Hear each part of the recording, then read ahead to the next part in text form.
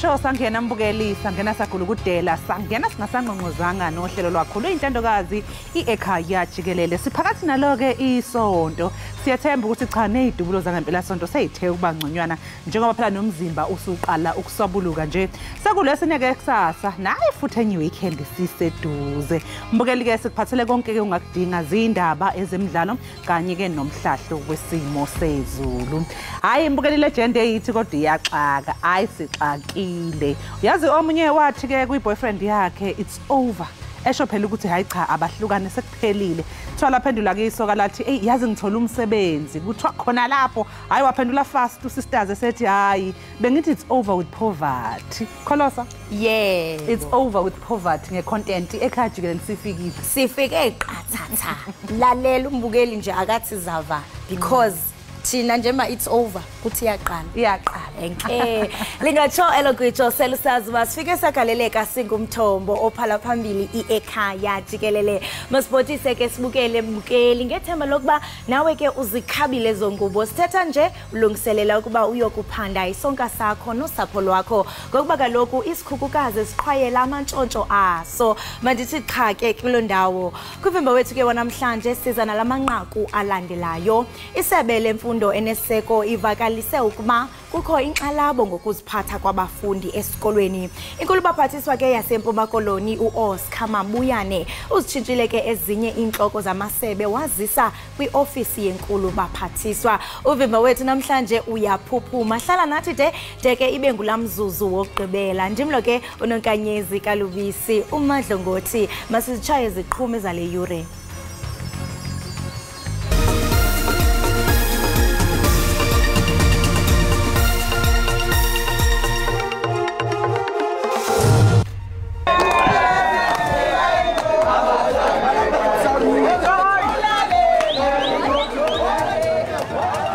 Umphathiswa uMadume Chilwane uvakalise usizi ngokusweleka kwabafundi ababini bebanga lokuqala besikolo samabanga aphansi iGauhelo nakwisikolo samabanga aphansi iKarabo eNaledi eSoweto. 420,000 jobs were gained. So the question is, what are the prices, rising costs of living, load shedding, the austerity measures Kenya needs to be. Inkulu baphathiswa yaseMpuma Koloni uOscar Mabuyane uzitshintshile ezinye inhloko zamasebe wazisa kwiofisi yenkulu baphathiswa ukholelwa ukuba olutshintsho luza kunceda ukuphumelelisa izicwangciso phambi kophela kolawulo lwesithandathu.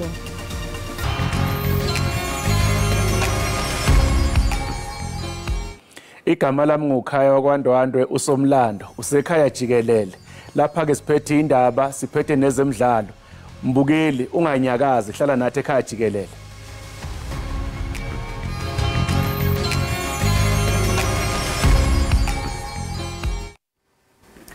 Abahlali baseNaledi eSoweto banyanzelise zivalwe ivenkile zangaphandle bebalula ungacoceki kwazo nemiba yokhuseleko. Abahlali ke bebelugqwabevu ngumsindo kulandela ukusweleka kwabantwana ababini abaneminyaka emibini neminyaka mithandathu. Kutyholwa ukuba emva kokutya ibiscuits bebezifumana evenkileni.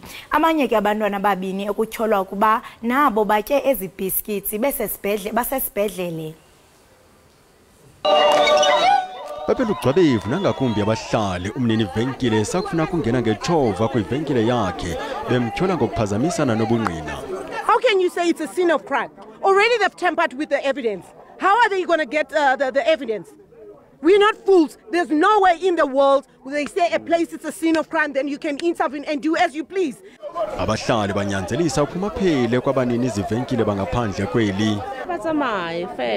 She says they must go. Where are the health inspectors? How many times do they do inspections? She says it's time for all these shops to be closed down. We are not going to lose another child. They must pack up and go. No looting, no nothing. Zidandathekile emphefumulweni intsapho zamaxhoba. The committee and Zikali family, they are definitely in great sadness, and they just can't cope because of we can't even have anyone from the family to speak for themselves, you understand. Amapolisa avule idokethi lophandwa ngesisiganeko asekaziwa isizekabani sokusweleka kwabantwana. Kulindwe iziphumo zokhakho lwemizimba. Njengamanje ke mbukeli ngohlelo lweZoom sixhumana nokhulumela umnyango wezemfundo esifundazweni iGauteng uSteve Mabona okungiyena ke ozosichazela kabanzi ngalesi sigameko nanokuthi nje ke bona njengomnyango iziphi inyathelo abayithathile. Asikubingelele sikwamukele ohlelweni umnumzana uMabona, sibonge kakhulu ngesikhathi sakho namhlanje. Sithokoze silothise wonke umuntu obukeleko. Sicela nje ukusichazele kabanzi ngalesi sigameko okubikwa ukuthi senzeke eNaledi eSoweto. Engabe kwenzekeni? Umbiko esiwutholileko ukuthi abantwana bathengile lapha amakuke ekusolakala ukuthi mhlambe ngabe aphelule isikhathi singeke sazi silinde ukuthi kube ihubhululo elenziwayo kwamaphoyisa njengoba sebathomile kuza kuba nemphumela ukuthi ngabe kwenzekeni lapho. Manje sesilindileke nathi kodwa abantwana babili sizwile ukuthi badlulile emhlabeni, ababili abanye ke basesibhedlela bayanyangwa lapho. Siyathemba ke simnyango ukuthi baza kululama ngendlela yakhona. Engabe laba bantwana lamakhekhe okuthiwa bawadlile Mabona bawathenga kukhona umuntu mhlawumbe bengaphandle kwesikole edayisa okanye mhlawumbe bathenge lapha eziphaza shop okanye emathak shop? Into leyenzeke ngosondarha uzakukhumbula ke begodu ukuthi inkolo zivaliwe ngalesi sikhathi. Kungakho kuthethe nesikhatshanyana ukuthi umbiko lo siwuthole simnyango. Into esizoyibawe babelethi kona into ezinjena zenzekako bangosibikela babikele inkolo ukuthi sizazi ukuthi sihelebha kanjani nabo. Siyavela emndenini siyachiriya ngendlela yakhona. Iyezwakala ukuthi bathenge lapha esiphaza. Manje singeke sazi ukuthi kwenzakalani lapho. Ngakho sithi thina into yonke sizoyiphosela emaphoyiseni ukuthi benze uhubhululo labo. Sibaza kuthi ukuthi ngabe kwenzekeni. Into esibawa kuphela kubabelethi ukuthi abahlogomele abantwana. Bantwana bangase bajaduze bakhambe ungazi ukuthi mhlambe bayephi nento edliwako. Kufuze bazi ubelethi ukuthi umntwana baye kuphi benzani. Bangase babaliselele khulu babe bodwa kakhulu ngoba nakho lokho kuletha impilo yabantwana enkosini. Ngiyo ke into esibawa kakhulu le ngoba abantwana inkolo zivaliwe sibanikela ababelethi ukuthi babahlogomele. Siyabawa ke ukuthi ababelethi abahlogomele abantwana bonke. Abantwana bazokwazi ukuthi iveke zako inkolo nazivulwako babuye baphephile beze esikolweni. Engabe kukhona ke yini ukusebenzisana okukhona phakathi komnyango wezemfundo kanye namaphoyisa ukuze phela kuxazululeke lenkinga ekhona? Amaphoyisa sisebenzisana nawo kuhle khulu kwamambala. Unawo zakala sinamahlelo amaningi esisebenzisana nabo. Siyazi ukuthi sithinda bani sibuza ubani ukuthi kwenzekeni. Imbiko yonke into ngendlela ikhamba ngakho nophenyo leli ukuthi likhamba njani sizokuthola yonke imbiko. Nabafuna ihelebho lethu khona siyakwazi ukuthi sihelebhane nabo amaphoyisa simnyango ngoba abantwana ngebababelethi ngebethu sisebenzisana nabo khulu kwamambala. Sazi ukuthi abantwana baphephile, sazi ukuthi nathi nasinengqongqoyilo sinento esilila ngayo siyakwazi ukuthi sihelebheke ngoba iminyango yabo ihlala ivuliwe neyethu ihlala ivuliwe. Siyazwa ke ukuthi nakwesinye isikole iKemeleng kunesigameko ke esifuze lesi nakhona ekwenzeke khona. Engabe khona ke kwenzekeni zikhona izingane ezithe zenzakala noma ke ezisesibhedlela? Leyo yenzeka ngeSoshanguve la abantwana abalingana badlula lapha ku90 ebadla ke lokho kubizwa ama space cookies ngelabayeni.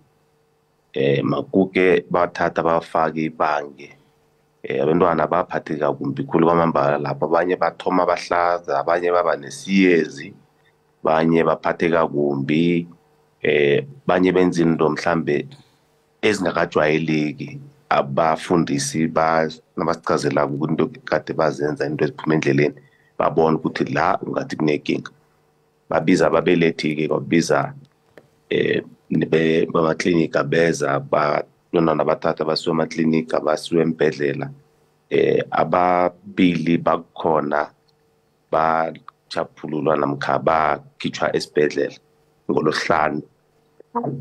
ngolosihlanu seveke ephelileko manje abasolwa ababotshiwe bayavela ekundla namhlanje Soshanguve bathathu manje-ke sesisakuza ukuthi ikala labo likhamba njani nabavelako namhlanje. Ingaba lukhona yini mnumzana umabona-ke uxhaso oluzovela mhlawumpe eminyangweni wezemfundo olubheke emndenini ikakhulukazi nje-ke iy'nhlelo zomngcwabo? Sesibuyela ngapha sithumele abalingani bethu ukuthi baye emndenini yombili. Sinabantu esisebenzisana nabo nakwenzeke lezi zinto. Sebavelile abanye ukuthi baza kubona mhlawumbe bahelebha njani imndeni. Manje umphakathi nawo nawunelutho ungasuchidele eduze ngoba sitholile izolo ukuthi imndeni le yombili ukatsu uleleziko abanalutho. Manje siyabawa-ke ukuthi umphakathi uchidele eduze uhelebhane nathi nemndeni yombili ukuthi sikwazi ukufihla amathambo akho. Sibonge kakhulu-ke mnumzane umabona ngesikhathi sakho namhlanje ekuseni sikufisele usuku oluhle. Sithokoza. Mbukeli lo bekungu-Steve Mabona okhulumela umnyango wezemfundo eGauteng. Besixoxa naye phela ngesigameko esenzeke eNaledi eSoweto njengoba kunabafundi abadle amakhekhe athengwe kwesinye seyitolo. Abanikazi baleso sitolo-ke abantu bokufika kanti umphakathi usufuna sivalwe-ke lesi sitolo. Kanti mangabeke siqhubekela phambili ngezindaba zethu, umnyango wemfundo eyisisekelo usugunyaze inhlolovo yokuphenya malungana nokuyiphatha kwabafundi okunyusa ihlonze ezikoleni. Lokhu kuzemva ukuthi ke izikole engaphezulu kwe-3,000 zibike ukuyiphatha kwabafundi okungajwayelekile. Imingeni yabafundi abaqhambuka nezenzo ezingaqhelekanga zibenza bachukumiseke ngokugqithisileyo ngokwemvakalelo yaye babonakalise izenzo zobungozi. Lo mkhwa mtsha kodwa uyaxhalabisa ingakumbi kwiziganeko zakutshanje zabafundi abazibulalayo. The disturbing trend has been the trend that we observed recently in Gauteng when children take their own lives because of social difficulties that are there in schools. And we're looking at different, that's why we are commissioning also a study to make sure that we are not working on what we think is happening. There might be something deeper than just the difficulties in communities, the usual youth delinquency, or the ongoing social decadence. So we want to be very sure. That's why we're working with experts. Abazali bavakalise inxalabo yabo ngokhuseleko lwabantwana babo okukwenziwe kwaqatsela nangakumbi isiganeko apho abafundi bamabanga aphantsi baye bathengiselwa ibiscuits ezifakwe intsangu. I think they just want to introduce our children into drugs, and this thing has really disturbed us a lot as parents. Our ruling party was founded at church. Who John Dube was a man of God. So I don't know why then our governors, our rulers will remove the very same thing, that was core of their founding principles, which is prayer. Umuntu uye wacela umngeni kwikomishini yezenkolo nenkcubeko iphande imikhwa yobuxoki ehonjiswa ngathi inkolo yobu-Afrika. Lo gama ingcali zezengqondo zikhuthaza ukuza ngaphambili kwabantu bacele uncedo. As society, we owe it to our children and to the generations to come to normalize or, reduce the stigma around mental health and odd behaviors, right? But we first, as the adults of society, need to actually be comfortable with seeking help. Umutsecha uthi oluphando luza kutandalazisa unobangela wezizenzo zikhwanqisayo. uMzantsi Afrika ufumane amagosa angamashumi ajolelwe ukuba ngonozakuzaku bamazwe awo kweli. Amazwe ngamashumi anikezele ngamaxwebhu eziqinisekiso zalamagosa kumongameli uCyril Ramaphosa. Lamaxwebhu ziziqinisekiso zaseburhulumenteni zonozakuzaku anikwa umongameli osetronini yolawulo ngoba baza kuba ziintloko zemizi yozakuzo zamazwe abo kweli. Ezintloko zemizi ke yozakuzo zamazwe yiyo iPortugal, iPoland, iJamaica, iColombia, iBrazil, iNetherlands, iLesotho phakathi kawo. Undunankulu wase-Eastern Cape Oscar Mabuyane usefake ngaphansi kwehhovisi lakhe ezinye izinhloko zeminyango kahulumeni esifundazweni. Uthi inhloso ukufeza umsebenzi ayibekela wona ngesikhathi ekhethwa kulesi sikhundla. Inkulubaphathiswa yephondo uOscar Mabuyane uthe ligqiza lisandokonyulwa lilinde kumsebenzi omninzi kahulumente odinga ukwenziwa.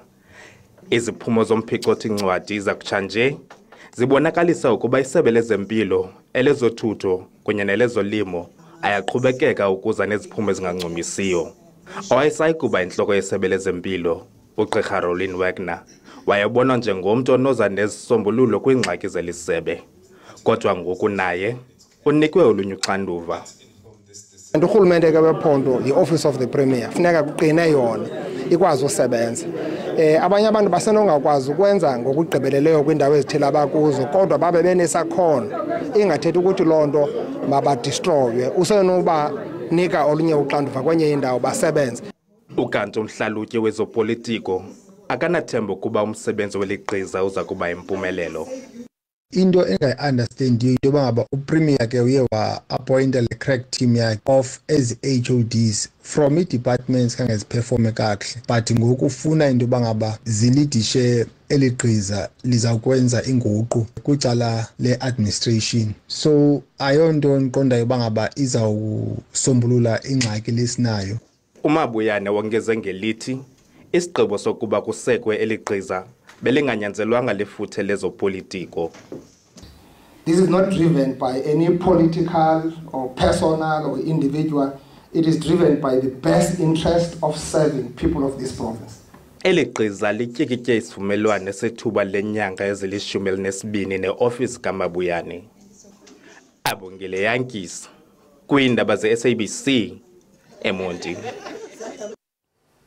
Kuza kutyalwa amapolisa athe xhaxha eGugulethu eKapa kwaye isikhululo samapolisa salapha sinikezelwe abaphathi abatsha. Okukulandela iziganeko zodubulo kule lokishi kule veki apho ingabantu abali-10 ababuleweyo kwiziganeko ezimbini zokudutyulwa komndilili wabantu. Kuzo zozibini ke ezi ziganeko kudutyulwe abantu aba5 kwisiganeko ngasinye bezihlalele ezimotweni kule ngingqi. Amapolisa athi ngabantu abali100 ababulewe eNtshona Koloni ngeveki. Bonke abatyholo abajonge nezityholo ezingama-23 kuquka izixhobo neziqhushumbhisi phakathi kwezinye boyanyaniswa nokuqweqwediswa kwemoto ethutha imali kodwa awuqini umnqwazi kumantyi. The court finds that applicant number 1, 3, 4, 5, 6 and 7 has successfully convinced this court that there are exceptional circumstances admitting their release on bail. Izixhobo ezifumaneke kwimoto yamapolisa ngabatyholwa zebiwa kuqweqwediso lwaseNkomazi, ezinye kwisikhululo samapolisa sasemalamulele. Igunya abantu lezotshutshiso lisamkele isigqibo senkundla. The NPA together with the police are going to work very closely in ensuring that the investigations are getting finalized and transfer the matter to trial. Kulindeleke ukuba bosixhenxe abatyholwa bavele kwinkundla kamantyi yasemalelane ngomhla wesi-6 kweyoMnga uDisemba ngolwamarhanuka. Ngaphambi kokuba mbukeli wenze nantoni na masinje qhwi evenkileni siyabuya ungagungqi.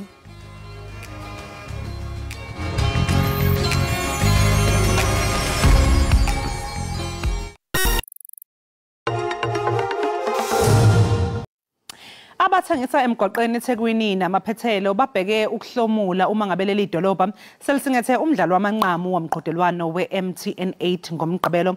Kuzobe kuzinkani zababili ke kulomdlalo kwazise phela kuzobe kutholene phezulu ikhondla ebholeni lakuleli iOrlando Pirates kanye neMamelodi Sundowns enkundleni iMoses Mabhida. Amathikiti ke lomdlalo ayi-160 athengiswa aphela nya esikhathini nje singamahora yi-18.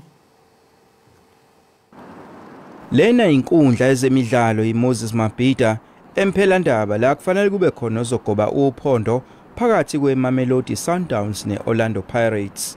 Le nkundla izosingatha umqhudelwano womdlalo wamanqamu MTN8 okwesikhombisa. Ilungiselela ukusingatha abalandeli ababalela ku-60,000. Iphathimandla iqinisekisa abalandeli ngokuphepha nokuyiqasha ngokulethwa kwalomdlalo lapha eThekwini futhi. Siyazi ukuthi bebengaya kwezinye indawo kodwa baqome ukuthi beze kuthina ngesizathu sokuthi bayazi ukuthi asikaze sibaphoqe langaphambili nakuloku sizokwenza le final engathi okokuqala ngqa njengenkundla iMoses Mabhida siba nefinal efana neMTN8. Abadayisi bathi balindele abalandeli abaningi okuzobenza bazuze likhulu ngalolu suku. Sizosinokujabula nokugqugquzeleka ngoba nathi kukanjena siyazi ukuthi makhona igame ezayo la eMabhida kuba khona isikutholayo. Badayisela ukudla hot dogs, izinkwa, cold drink kanjalo basizakala nabantu mabeza la. Thina and then nathi siyasizakala futhi ngoba kuba khona umehluko ekhaya nabe uphumile ayodayisa. Ubingani ihlezi ibhekile kuphela. Abalandeli bezemidlalo bazobe bephume ngobuningi babo kuzo zonke izinkalo zakuleli ukuzobuka zidlana imlala lapha. Sinethemba elikhulu kuRulani Mukwena ngoba kule previous season simbonile asiveza kahle. Kuxwayiswa abalandeli ukuba bengathenga amathikiti angombombayi. Lo mdlalo uqala ngehora lesithupha ntambama ngomgqibelo. MTN8 Minona phezulu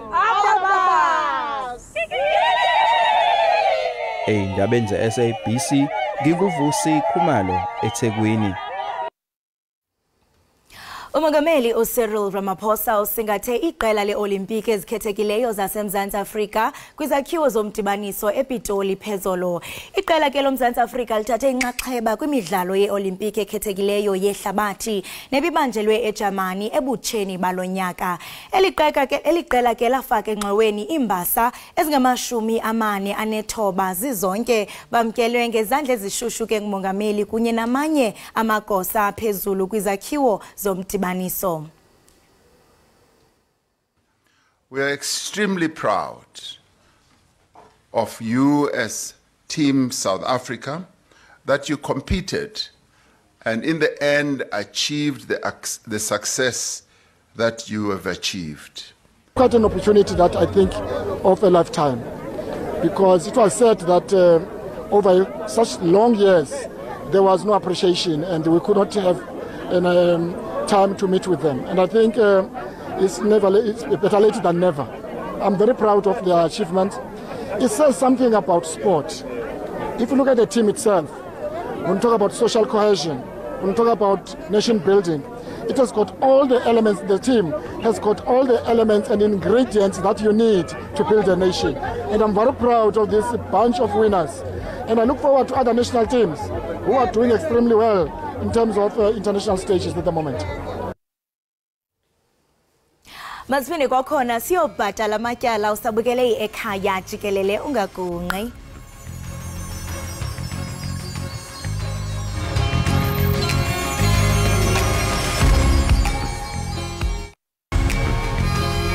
Enkosi ngokuhlala nathi simamba ngazibini ngenkxaso yenu engagunqiyo nisibukele kaloku apha ekhaya Jikelele inkqubo kaloku esingatsho into yokubana iqaqambisa ulwimi lwemveli. Ye yaxhalabisa olwadliwano ndlebe ubunalo ngabantwana bapha eSoweto eNaledi. Abashonile because badle amakhekhe abawathengile esitolo thizeni. Enkosi yami and kaloku zininzi ezizitolo if uya kwilokishi nelokishi uzibhaqa zikhona. Umbuzo ngokuba mhlambe xa kuvela iziganeko ezinje ingaba ziba khona na i-operations ezenziwayo apho kujongwa kusearch into bana ingaba i-products abanazo zikulungele na uba ziselwe ngabantu okanye abantu bazifake esiswini. Yeah, because I mean sike sibone nama video ko social media ikhathe eziningi kugaselwa kufika kulezi ndawo kufike checkwe kuhlezi kutholakala vele ukuthi izinto seyidlulelwe isikhathi noma izinto bayayikhandela ezinye akusizona lezi zifakwe emabhokisini kanjani kubonakala ngathi into ethengwe esitolo njalo so nje ngicabanga ukuthi abantu abaningi sebeyazi ukuthi lento iyenzeka ukuthi ikaningi kulezi izitolo kunokwenzeka kanjalo so nje ngibona ukuthi nje sekuwukuthi nje umphakathi ngempela unake kakhulu if kuyenzeka yabo and uninzi labantu bafila ngathi umthetho lapha eMzantsi Afrika uyabafeyila because mhlamba abanye bazawuzireport ezi cases abanye bathi no kukhutshwe imali yentshontsho kuba ikhona ivideo enandiyibonile ithe chichilile ebutsheni balonyaka njengoba usithi into kubana bakwenza nezinto baziqalele ngokunokwabo ndiyacinga into bana ngokulutywala utywala oluzavele lwenziwe kwigumbi elikwi-underground kuxutywa le kufakwa le uyabona into bani ngathi khona ne-sanitizer uyabona laphana uma ngabe sibheka lapha ngemuva ukuthi-ke sekukhona amaphoyisa ngoba umphakathi esho ukuthi ubusubhikisha kuwona lama-tuck shop ukuthi akwenziwe something so amaphoyisa asekhona-ke mhlawumbe ukuzoqapha nje isimo ukuthi kungagcini sekunodlame kodwa nje uya-understanda ungaqonda ukuthi abantu ba-frustrated abantu ibuhlungu into ukuthi sengaze kushona iy'ngane ngoba zithenga amakhekhe asedlulelwe isikhathi and into ebuhlungu njengoba bendisitsho into yobana kwilokishi nolokishi uzazibhaqa zikhona izishop zabantu okanye zabemi bangaphendle amamola kukude mall so sentsho kunzima nokuthi mhlambe yekani ukuxhasa ngapha kusasa okuzofumanisa into yobana omnye unento ayidingayo uyidinga khona kwezi shop so iba yinto enzima kakhulu ongazi ba mhlambe isigqibo kwi-community at large bangafikelela bathi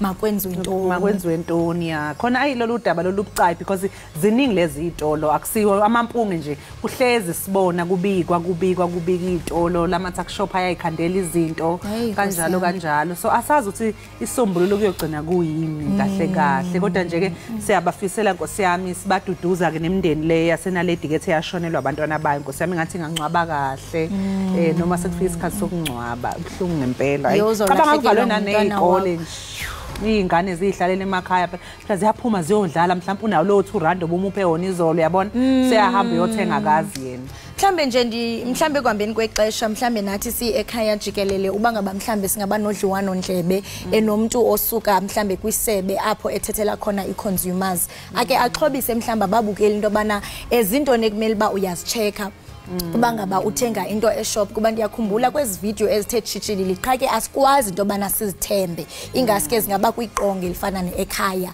apho umuntu ezaba nesiqiniseko ufumanisa into yobana no uyakwazi uchecka mhlawumbe uba into ibolile okanye kutheni especially ngoku sisebenzisa ubuxhakaxhaka bale mihla there should be a way apho umuntu angakwazi ukuchecka mhlawumbe uchecka i-barcode yokuba le nto endiyithengileyo ingaba iyaziwa na kwaye ingaba i-expire because mhlawumbe bangayibhala bathi ise-fresh kanti ayisekho fresh nanokuthi nje-ke in this case iy'ngane ngey'kwazi iy'ngane ey'ncane lezi vele bona zibe ngey'kwazi ukucheck i-barcode noma i-check ama-expiry date njengathi thina abantu abadala and senditsho I think isentsho kwisizwe simnyama ikhona laa nto abantu ufumanisa umuntu uyayibona uba noko mhlambe idate seyidlulile kodwa but aqonda ba hayi wethu no ndistrong nditheni mhlambe kungaba kuhle nokuba sibe nodliwano ndlebe lokuba ifuthe lokuba utye izinto ezidlulelwe lixesha yintoni mhlambe ungangaliboni ngoku and xa sijonga nasebantwaneni mhlambe let's say ezi biscuits zityiwe ngumuntu omdala ingabe yakho isystem inawo na amandla okumelana more than mhlambe umntwana why was it easy for umntana into yobana mhlambe abe kanti uyasweleka was it just mhlambe expired okanye there's more to just ngoba ebesho vele nomnumzana umabona ukuthi-ke basebenzisana namaphoyisa basaphenya so sithemba ukuthi mhlawumbe kuzohamba nje isikhashana ebese-ke kuyavela ukuthi kahle isizathu kube yini bekwenzekeni ngalamakhekhe abenjani makhulu mbukeli-ke hhayi-ke okwamanje ake siphosa amehlo-ke senze isiqiniseko sokuthi ngaphambi kokuthi uphumele lapha endlini phela uyazi ukuthi sime kanjani isimo sezulu ngaphandle nanku-ke umhlahli wesimo sezulu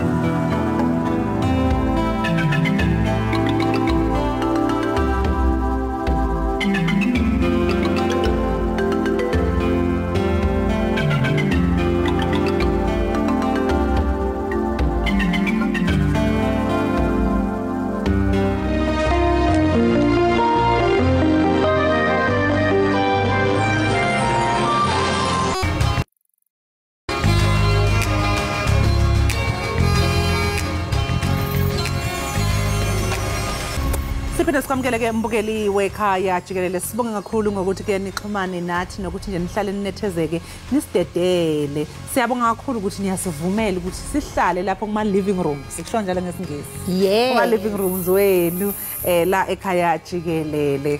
Yes. Sibulela kakhulu asiyonto ngaphandle kweni. Qinisekani ngalokho into kubana ngiyaqhagamshelana nathi pha kumakhasi ethu. Sikhona ku Facebook @Ekhaya Jikelele. Bangasibhalela umuntu asixelele into bana mhlawumbe intoni avuke wayicinga namhlanje. Wena intoni uvuke wayicinga namhlanje? Mina ngihlazi ngicinga umsebenzi kaloko sami. Ucinga ntoni ngomsebenzi? Kuba ndiyavuka ngoku ndiyophangela. Rush get to work. Yeah.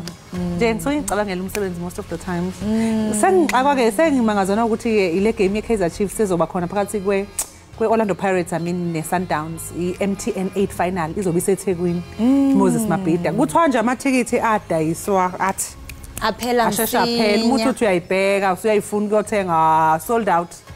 Yabona ukuthi ke hayi cha umdlalo impela onesasasa abantu abawujabulelayo. Ikakhulukazi enye into engiyiboneke mina uyazi kwezifundazwe ngoba mhlawumbe akujwayelekile ukuthi ibhola liye khona kuyagcwala e-stadium. Yabona nje eThekwini Moses Mabhida nje izobe ithe mangabe sekubambeni Orlando Pirates kanye naMamelodi Sundowns. Asazi ukuthi uyozala unkomoni.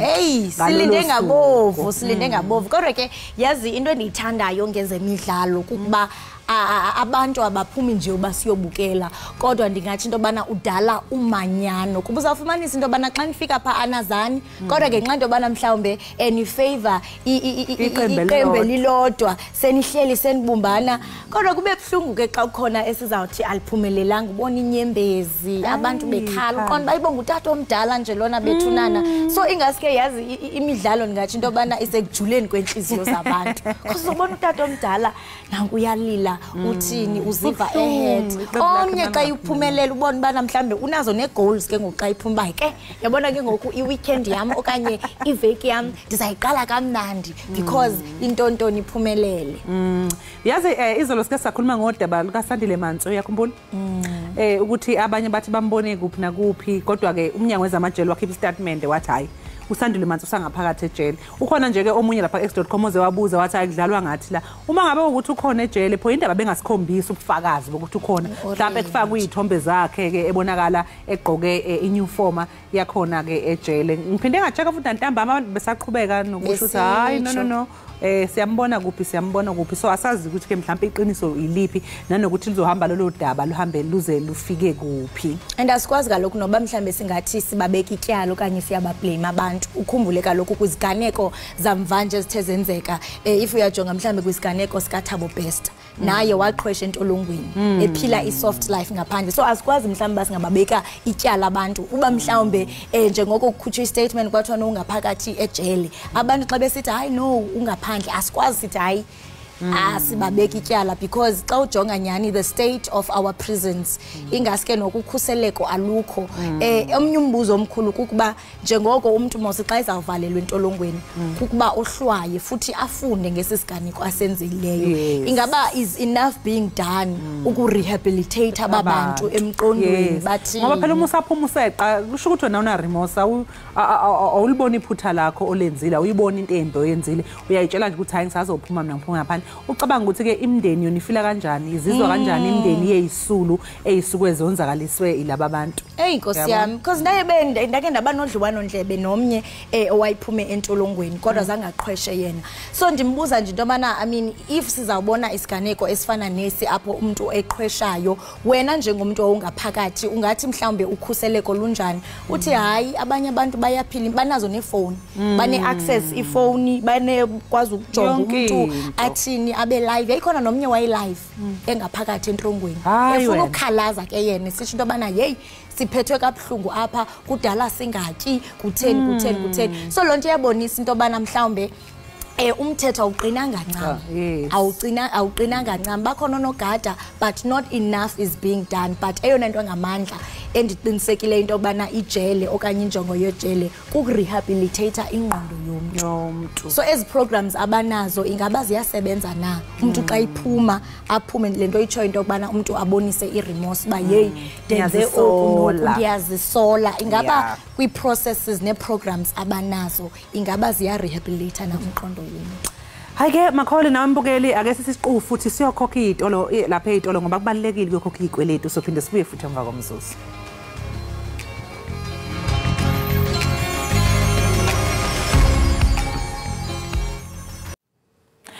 Ikhomishani yemisebenzi yezobulungiswa iJSC isiphakamise amagama amabili ejaji uFaiza K3 Sitilwane kanye noAnna Khwele kumengameli uCyril Ramaphosa ukuze phela ke baqokelwe enkantolo enkulu yokudluliswa kwamacala. In the in the electoral court matters. Clear. Lokhono eziyishumi ukuze igcwalise ikhala ezine zakwa SCA kodwa ke ikhomishana ikhethe ukuphakamisa abantu ababili kuphela abangase ke baqokwe kuleli sonto umbukeli JSC izobamba ke inhlolokhono nabanye abangamashumi 34 abafake izicelo zomsebenzi kwezobulungiswa ezweni lonke. iJacob Zuma Foundation ithi owayesakuba ngumongameli uJacob Zuma ujike wabhenela kwinkundla ephakamileyo yaseGauteng ePitoli ukuba ibhengeze ukutyunjwa kamongameli wejaji eyinhloko uRaymond Zondo ngokuchasene nomgaqo siseko. Umongameli wonyule uZondo njengejaji eyinhloko ngoTshazimpuzi kulonyaka uphelileyo emva kodliwanondlebe nekomishoni yenkonzo yezejaji. Iqumrhu ligqibe kwelokuba liphakamise owayesakuba ngumongameli wenkundla ephakamileyo yezibheno uMandisa Maya kwesisikhundla. Inhlangano iPeople Against Petrol and Paraffin Price Increases isichaze ukwenyuka kwentengo yopetrol njengento engeyinhle futhi engenabo ubulungiswa ebantwini bakulelizwe. Intengo yopetrol ke yenyuke phakathi kwamabili ebusuku. Umnyango wezamandla usumemezele ukuthi intengo yopetrol izokwenyuka ngo R1.08 ilitha. Intengo yodiesel yona izokwenyuka ngo R1.93 ilitha. Ebese kuthi ke intengo kaparafini yenyuke ngo R1.51 ilitha. Mbukeli ke okwamanje ake sithi nje ke siphosa amehlo lapha kwisimo sezulu sibone ukuthi ke khona ngabe kuhambe kanjani. So bese sibuya ke mbukeli sesongena ehoreni lethu lesibili ngeindaba ehamba phambili.